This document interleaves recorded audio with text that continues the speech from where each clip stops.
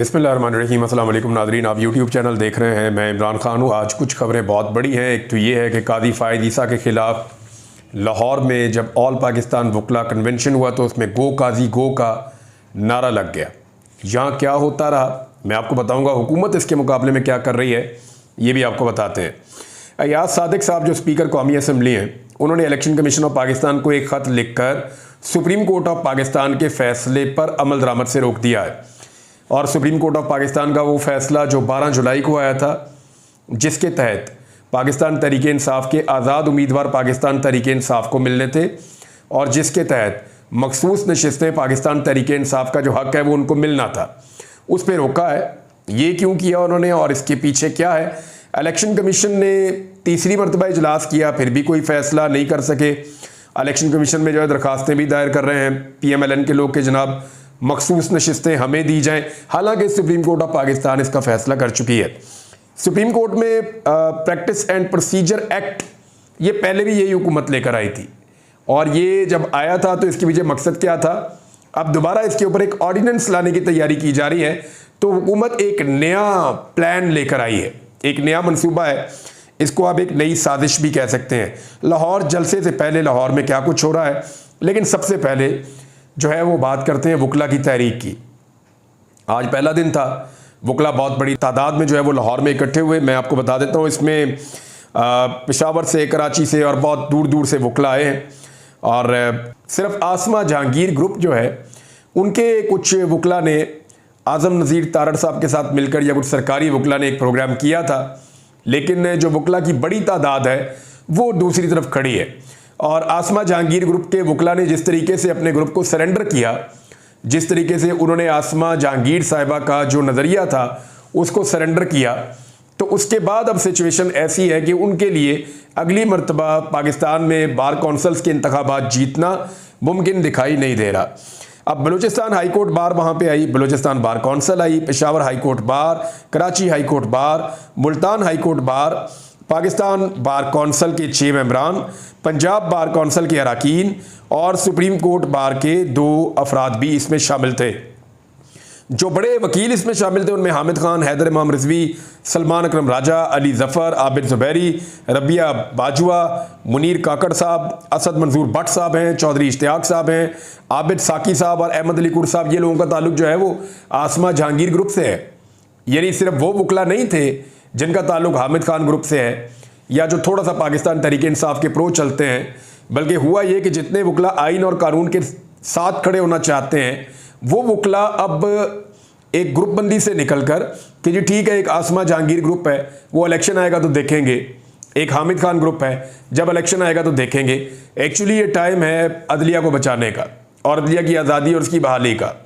जब पहले भी अदलिया की बहाली के लिए एक तहरीक चली थी तो उस तहरीक में वकला के जितने ग्रुप्स थे वो सारे इकट्ठे होकर शामिल हो गए थे और अब भी सिचुएशन वैसी ही लग रही है मुखालफत के बावजूद। लेकिन फिर भी आज़म नज़ीर तारड़ साहब ने या एहसन भून साहब ने, इन लोगों ने अपनी जो वकला की एक ताकत उनके पास है, क्योंकि सरकार की एक ताकत उनके पास है, वो बहुत सारा ओब्लाइज कर सकते हैं।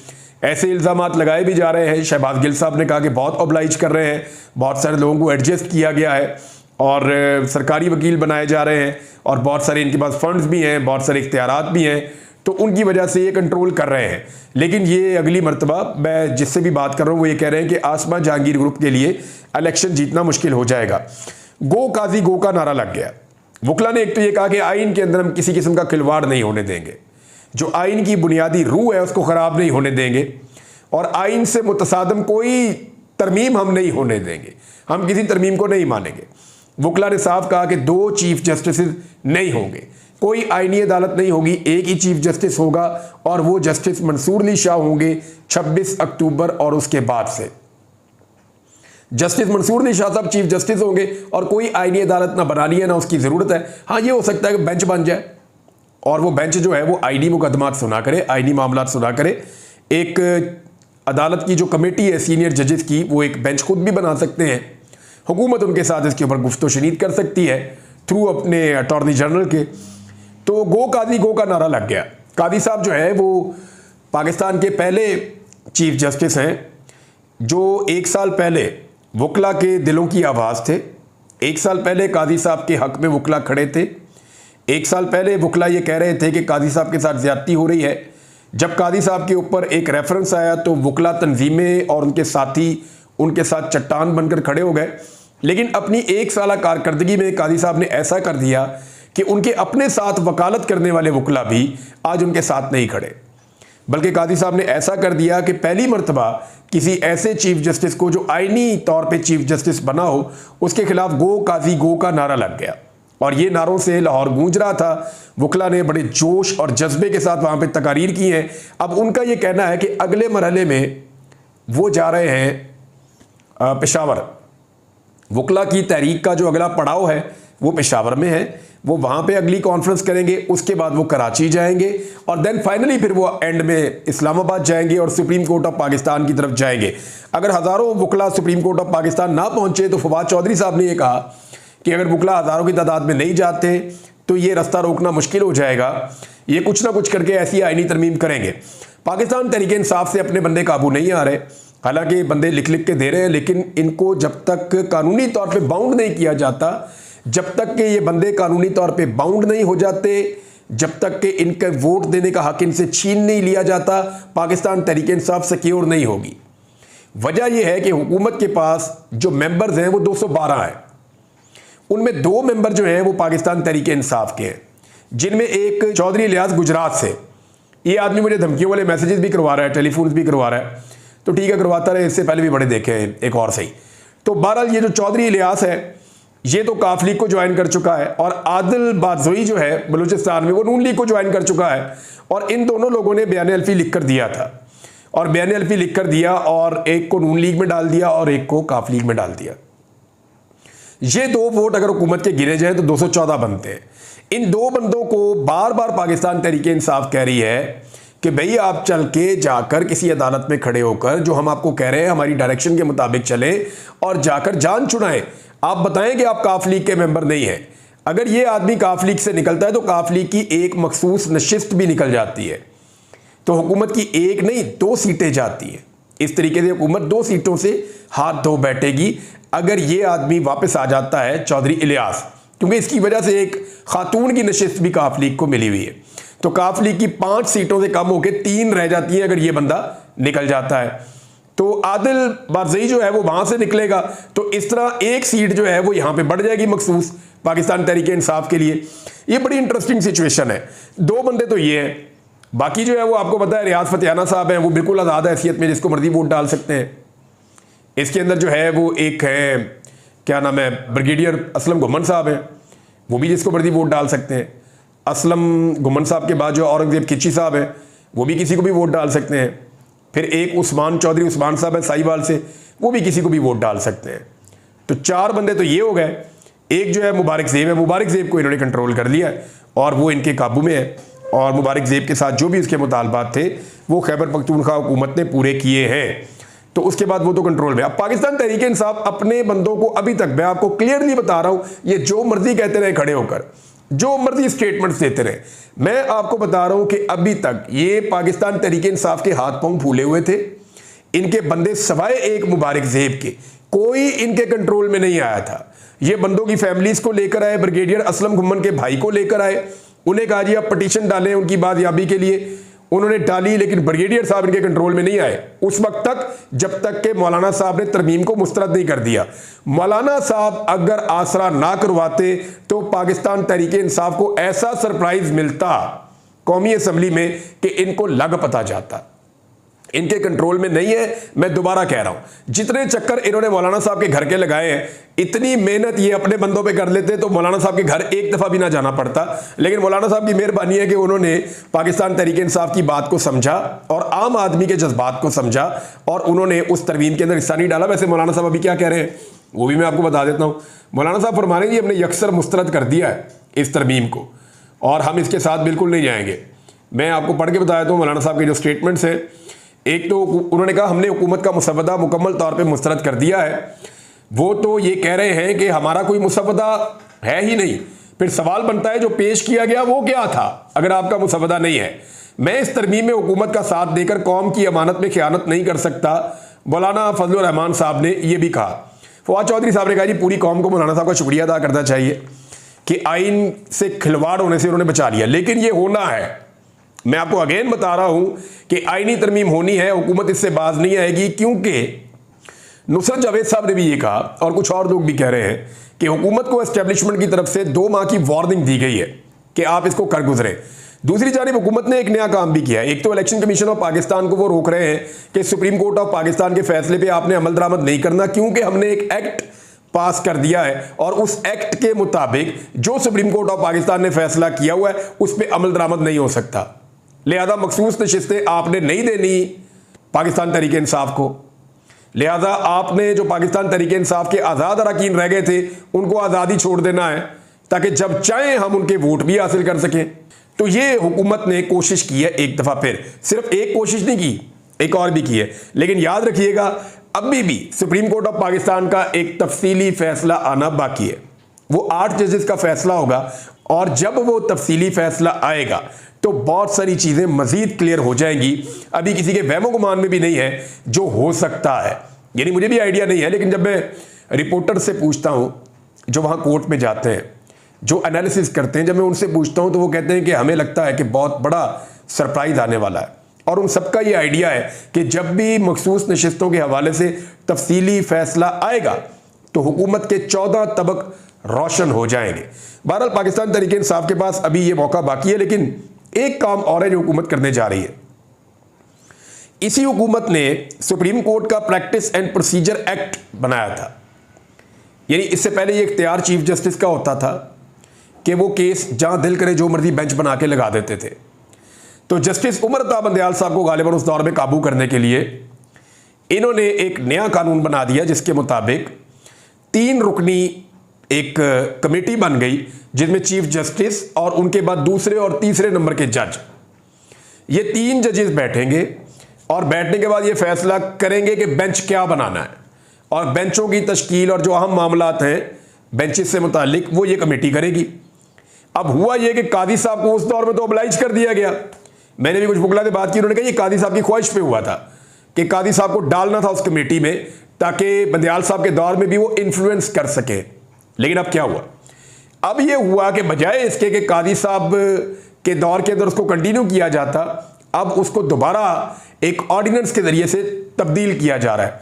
ऑर्डिनेंस ये होता है कि इसके लिए कानून साजी की ज़रूरत नहीं पड़ती, आप आर्जी तौर पे ऑर्डिनेंस ला सकते हैं, फिर आपके बाद एक टाइम होता है कि आप कौमी असम्बली और सेनेट से उसको आप सादा अक्सरियत से मंजूर करके उसको एक्ट बना दें।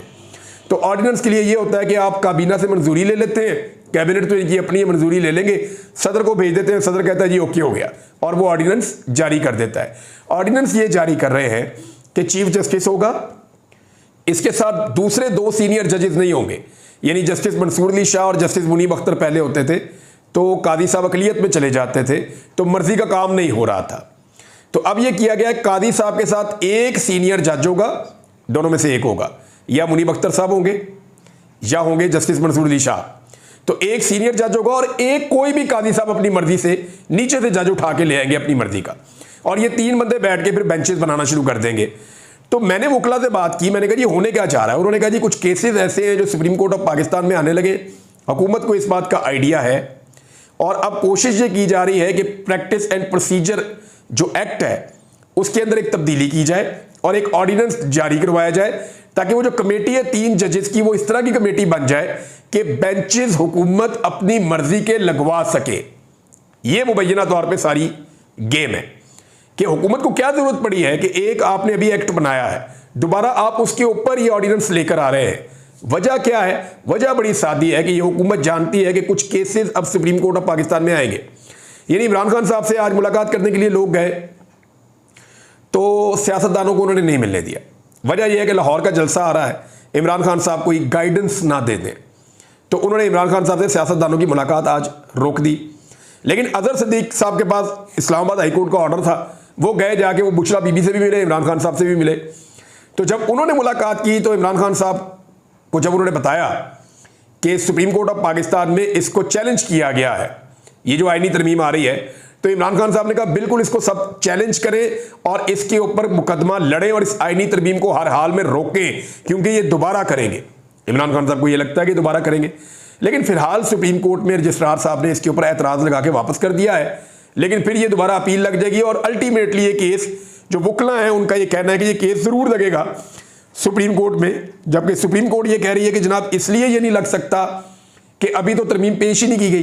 भाई वो जिस तरीके से पेश कर रहे थे उन्होंने पेश करते ही पास करवा लेनी है, वो सिर्फ नंबर पूरे कर रहे थे। ये वो बहस मुबाहिसे वाली तरमीम नहीं है कि पहले आएगी, फिर पढ़ेंगे, फिर बहस होगी, फिर एक एक शिक के ऊपर बात होगी, फिर तरामीम उसके अंदर दोबारा होंगी, फिर जो चीज़ें अच्छी है वो रह जाएंगी, जो बुरी है वो निकल, ऐसे नहीं होना। ये पूरी तरमीम का पुलंदा आना है ऐसे करके और टक करके नंबर पूरे करने, स्पीकर ने कहना आईनी तरमीम पास, फिर उसके बाद ये सेनेट में जाएगी, वहां पे उन्होंने कहना जी आईनी तरमीम पास, उसके बाद सदर के पास जाएगी, उन्होंने नोटिफाई करके ये 24 घंटे के अंदर पूरी कार्रवाई हो जानी है। तो सुप्रीम कोर्ट ऑफ पाकिस्तान को इस मामले को एक स्पेशल केस के तौर पे देखना पड़ेगा। अब क्योंकि सुप्रीम कोर्ट में कुछ बड़े इंपॉर्टेंट केसेस जा रहे हैं, लिहाजा ये प्रैक्टिस एंड प्रोसीजर एक्ट जो है इसके अंदर एक तरमीम करने के लिए एक ऑर्डिनेंस लाया जा रहा है। हालांकि इसी हुकूमत ने यह बनाया था और यही हुकूमत इसको तब्दील कर रही है, यानी कल वो फायदे में था तो ये कर लो, आज ये फायदे में तो आज ये कर लो। अंदाजा कीजिए कि जस्टिस कादी फायद ईसा साहब के लिए या उनको फैसिलिटेट करने के लिए, बज़ाहिर दिखाई देता है ये चीजें और ये नजर आता है और लोग खुलकर कहते हैं ये कि उनको फैसिलिटेट करने के लिए हुकूमत कितनी दफा ऑर्डिनेंस लेके आएगी, कितनी दफा अपनी चोरी बचाने के लिए एक्ट पास करेगी। दूसरी तरफ एक और इंपॉर्टेंट खबर है, मैंने आपको पिछले वीलॉग में कहा था कि जस्टिस तारिक महमूद जहांगीरी साहब का जो ट्रिब्यूनल है वो बहुत आखिरी जगह पे पहुंचा हुआ है और किसी वक्त भी इस्लामाबाद की 3 सीटें नून लीग से छिन जाएंगी। ये मामला 50 दिन तक लटकाया जस्टिस आमिर फारूक साहब ने, जो चीफ जस्टिस हैं इस्लामाबाद हाई कोर्ट के। हालांकि 1 या 2 दिन में उन्होंने कहा था मैं अब इसका फैसला दे दूंगा। पहले इतना अरसा सुना, फिर भी इसको इतना लटका दिया, उसके ऊपर बहुत एतराज़ करते हैं पाकिस्तान तहरीक इंसाफ के लोग, लेकिन अब उन्होंने अपना महफूज फैसला सुना दिया। उन्होंने इलेक्शन ट्रिब्यूनल के जस्टिस तारिक महमूद जहांगीरी को तब्दील करने का इलेक्शन कमीशन का हुक्म कल अदम करार दे दिया है और अदालत ने इलेक्शन कमीशन को मामला वापस भिजवाते हुए दोबारा फैसले की हदायत भी कर दी है। यानी वो कह रहे हैं तहरीरी फैसला बाद में जारी किया जाएगा, लेकिन मामला ये है कि अगर आपने कह ही दिया कि आपका ये फैसला गलत है जस्टिस तारिक महमूद जहांगीरी को हटाने का, तो फिर आप फैसला दे देते कि तारिक महमूद जहांगीरी साहब केस सुनेंगे और वो केस सुनना शुरू कर देते। अब वापस इलेक्शन कमीशन को भेजा है, वो गौर खौफ शुरू कर देगा। इलेक्शन कमीशन ने सुप्रीम कोर्ट ऑफ पाकिस्तान के वजाहती ऑर्डर के बावजूद 3 मीटिंग्स की हैं और अभी तक किसी नतीजे पर नहीं पहुंचा। तो मुझे तो लगता है इन्होंने अपने ऊपर तौहीन अदालत लगवानी है या ये किसी बड़े आईनी बहरान और तसादुम की तरफ बढ़ रहे हैं। गुंजल पढ़ते जा रहे हैं, कोशिश करेंगे अगले वीलॉग में सिंपल तरीके से चंद चीज़ें और आपके सामने में रखूं। इमरान खान साहब ने एक स्टेटमेंट जारी किया है, जो उन्होंने बातचीत की वो मैं आपको दिखाता हूं और लाहौर जलसे से हुकूमत कितनी खौफजदा है वो भी आपको बताता हूं। अब तक के लिए इतने, अपना ख्याल रखिएगा, अपने इस चैनल का भी। अल्लाह हाफ़िज़।